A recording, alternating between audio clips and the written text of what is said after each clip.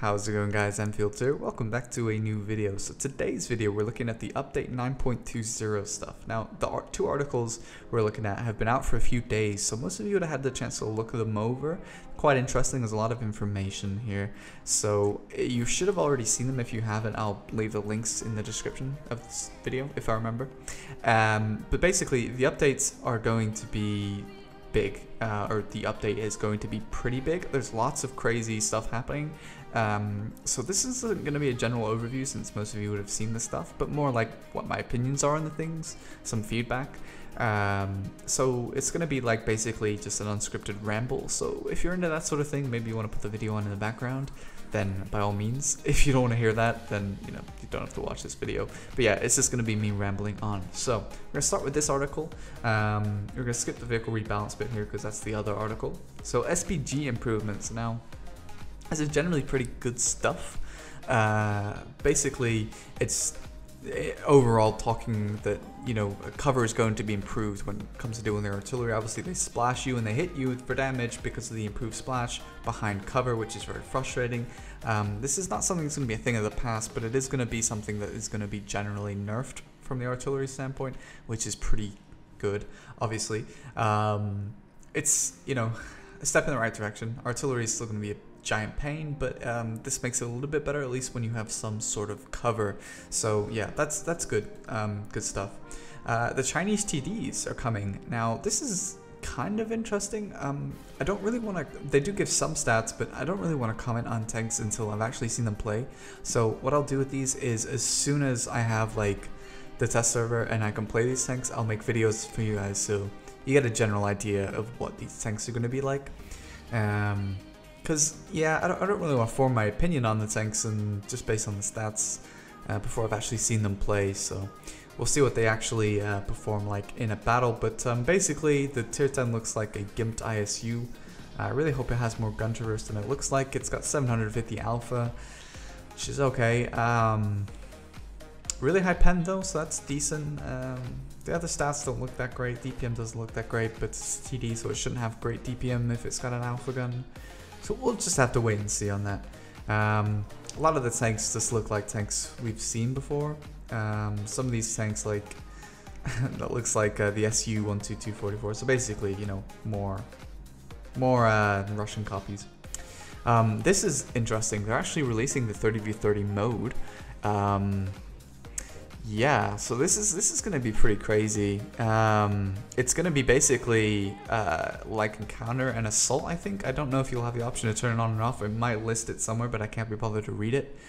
But what I will say is that it says number of SPGs limited to 4 per side, which means we're guaranteed to get 4 SPGs, basically, is what that means.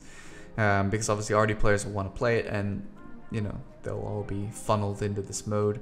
So that's a little disappointing. Hopefully more people play tanks and not SPGs, but considering the size of the map and the fact that there's 30 opponents, I'm pretty sure people will be playing artillery, which will suck, but hopefully it won't be too bad. But here's the interesting thing. First, it says that there's going to be personal missions involved along with it. That's kind of cool. It'd be interesting to see if that involves bonds. But then this is what caught my eye: medals and marks of excellence. So is this like separate marks of excellence? Because I mean, current marks are based on damage and assisted, and with 30 people you're gonna get way more of that. So I hope that they're separate. Like a separate statistics tab would be cool, I guess, for it. So we'll have to see exactly what they mean by that. And then the final thing on this is the HD models. Now all of it is basically low tier except for the Batshot. Actually, what is that? Yeah, okay. Basically the Batshot is the 1 tier 10 there. That leaves like the STB1 as one of the few remaining, which is interesting. One of the few remaining HD tanks anyway is the Batshot, or the STB1, and now that the Batshot's HD, it looks pretty good though. I think it looks pretty good, so kudos to Wargaming. Basically looks like Milky's model, but I guess there wasn't much more they could do with it. So yeah, that's that. Basically, everything on the first page. Now, the big stuff is the vehicle rebalance, so we're going to go over that now. Yeah. This is, okay, so the first thing I would say about this is Wargaming deserves, some props for doing such wide sweeping changes. In the past, they've been too slow, you know, leaving tanks being bad for like years before they touch them. This is a lot of changes, you know, which is great. A lot of these tanks do need changes. However, some of these tanks maybe didn't really need the changes they're getting, so we're going to go over that real quick. Now, T44 is being buffed. The only thing I'll say about this is the T44 was a decent medium. Now it's getting a more armored turret, which is going to be interesting to see. They're also buffing the gun, the 122, which is interesting. More accuracy. So this is like, I don't know, with the turret buffs and improved guns, this could suddenly become the best tier 8 medium, but you know, remains to be seen. But I would keep an eye on the T44 if you like playing tier 8s. T54 is also being buffed for some reason, and they're saying they're making sort of more distinction between the guns than there were already. Like, one of the guns was already better, the 140 gun was better, but you just fired heat with it. I don't know what they're exactly swapping. They haven't actually listed the changes, so we'll have to wait and see. And the turret armor is being buffed because the T40 or T54 needed more armor, I guess, apparently. Yeah, I don't know. 140, though, as you probably know, the 140 is getting its overmatch basically removed, so it's going to have similar turret armor to the 62A, minus it has 2 hatches. Now this is an overall buff to the 140, but it remains to be seen whether the buff is significant enough to make it challenge the 62A as the pubbing tank. It's hard to say. It depends how accurate people hit your hatches, I guess, but the fact that it can't be overmatched anymore is a significant buff to the 140 that it didn't really need, so yeah, I'm not entirely sure why they did that. Which is, yeah, I don't know. If you remember, they changed the overmatch stuff before. They made changes to the overmatch that they eventually scrapped because people said this is too broken. And that also was a buff to the 140 at the time. So maybe someone at the Wargaming office really likes the 140. I don't know. But yeah, very weird. So anyway, French TD line is a shadow of former self. Yes, for like 4 years Wargaming or something. But basically they say they're going to buff the TDs, so this is going to be interesting, I guess. They say the 30B and the etc. play the same as Leo's, so they want to bring their relevance back, which we'll get to in a second. So okay, so let's actually talk about that. So basically they're buffing the armor on the AMX 30 prototype and the actual 30B itself. So it's still going to have a massive hatch weak point, which is, you know, kind of bad for the tank, but it is getting frontal turret buffs, which is kind of good. But okay, here's the thing though. Most of these buffs, like here, I mean, this isn't like crazy stuff. 80 to 150 on the sides. It's only really the mantlet that's going to be really thick, so it's not like crazy stuff, you know. But does this make this tank automatically better than the Leopard now? Because I kind of don't see what the Leopard can do now. They say here, by the way, the bat chest not being nerfed, so in case you're wondering. Yeah, I don't know. This is kind of weird stuff, to be honest with you. I don't really understand it. Because by doing this, they make the Leopard redundant. Like, oh, we want them to be separate, but unless you like nerf something else about the, like, I don't know. I'm really at a loss with these tanks, so yeah, we'll have to keep an eye on it. 5100 is being improved with gun depression. Tank destroyers. So the Foch is being changed into, it's definitely a keeper. Nice one, Wargaming. Yeah, the Foch is being changed into like a premium Foch, like the same way as the M60 907, I guess, kind of thing. And then you're gonna get the Foch B as the new tier 10. The Foch B has 6 shots at 400 alpha instead of the big alpha gun that the Foch 155 has. So yeah, whether 400 alpha will really be that good, I don't know. Again, this is something like, there's gonna be so much video stuff I'm gonna have to make on these because there's so much content. So yeah, we'll just have to have a look at these things. It's really hard to say. just by them saying we're gonna change stuff without actually seeing. They do list some of the stuff that they're gonna, basically do with these two tanks. So basically, if you unlock the Foch 155 now, you get a free tank. So yeah, there you go. If you're interested in that, then I would go for it. But they're gonna be pretty different, so it's kind of interesting. So scrolling now to the German tanks, the Mauschen is receiving buffs. I guess it wasn't that great, so yeah. Maybe warranted? I don't know. I never really played it, so I don't know. More mobility though, so. So mouse, okay. Alright, this is the big thing. Alright, so they acknowledged they went too far with the mouse, good. But they want to retain its powerhouse nature, so they cut its HP pool down. And we slowed down the reload speed. So this is the two things that they nerfed. HP and reload speed. Now this is weird because, I mean, this is not how I would have done it. I would have cut the reload speed a little bit and kept the gun handling. I would have left the HP pool, but then I would have nerfed the armor back to its previous levels. Because I think that at its previous levels it was a good amount, because when you angled it, it was actually quite good at bouncing a lot of shots. But now its armor is so obscene that you have to fire premium at it, even at the sides, and that's, I don't think, is fair. So I don't think they're going the right direction with the nerfs. I think the armor needed to be brought back to its original standard, which when angled correctly was pretty good. I mean, I 3-marked the mouse when it was unbuffed, and when angling, the tank did quite well, even against premium rounds, which are a whole separate thing.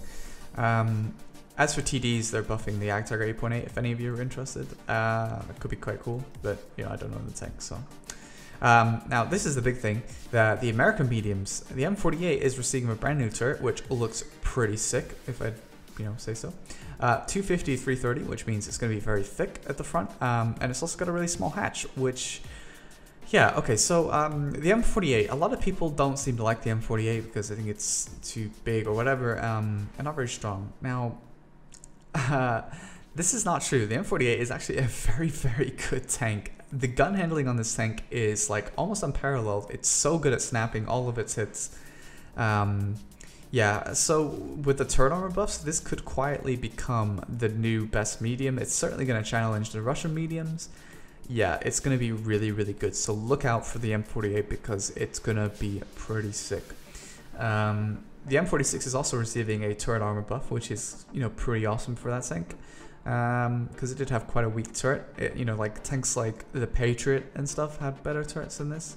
So I'm pleased to see the M46 getting a buff to its turret. Onto the Japanese tanks. I don't care about the low tiers. Although one of them is getting the HE gun removed. Haha! I think it's this one. Yeah, HE gun being removed off of that, I think, if I'm reading it correctly. So yeah. This is also talking a little bit about the OHO and its guns. I think the HE non-HE gun is being buffed, I think.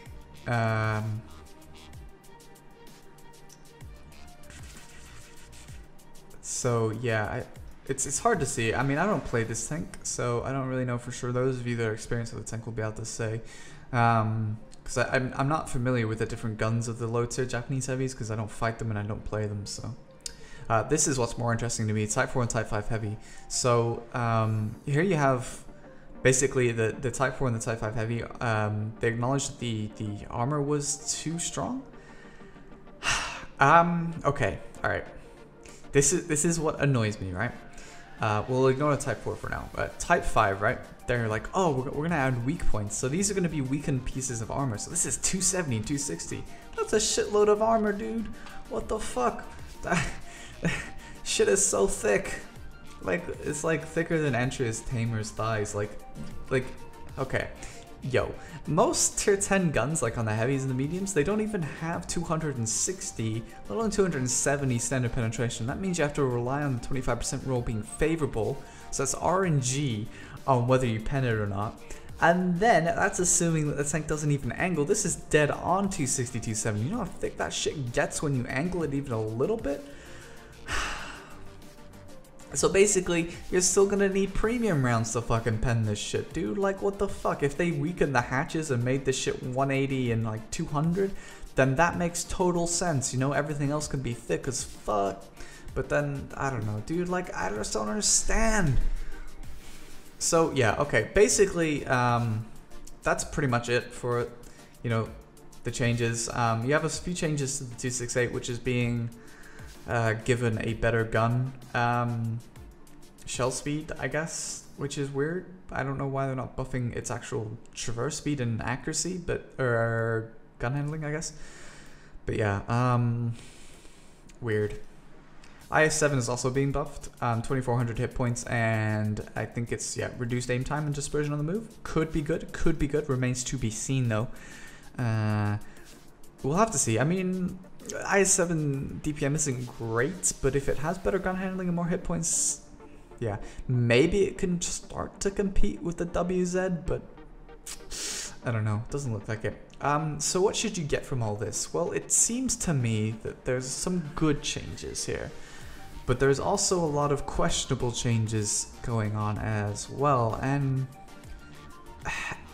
the way that Wargaming are going seems to be buffing the armor on every single tank in the game, and then also buffing gun depression, and so every tank is going to end up being the same.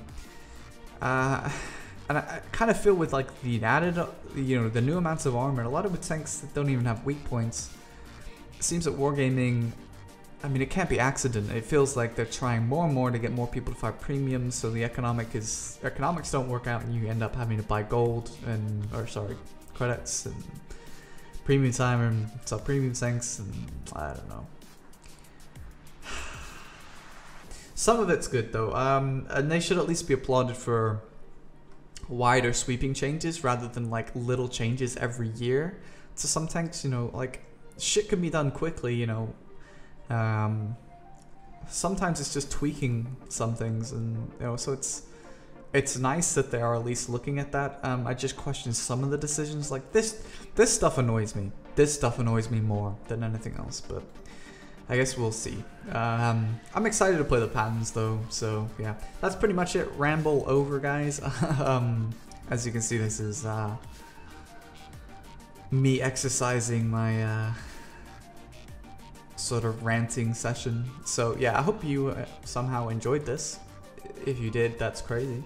But let me know what you're looking forward to, whether you think this mode could be interesting, what tanks you're looking forward to playing post-buff.